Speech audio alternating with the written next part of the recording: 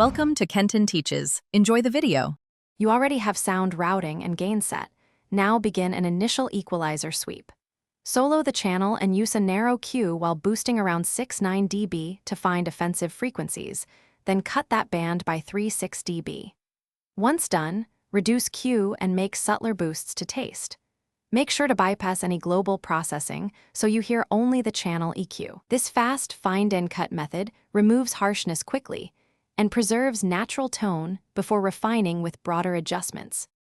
You'll now shape character by addressing lows, mids, and highs in sequence. Start with low shelving to tighten bass, then use bell filters to tame boxy midrange between 200-800 Hz by cutting narrow bands.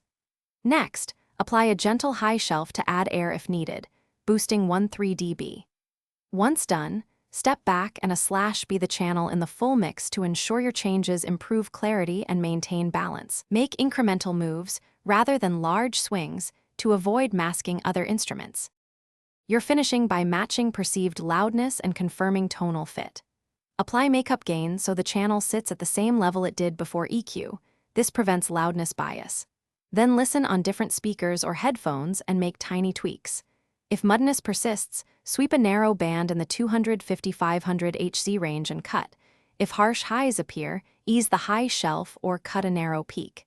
If things go wrong, bypass EQ to compare. Then undo the last changes and reapply smaller adjustments.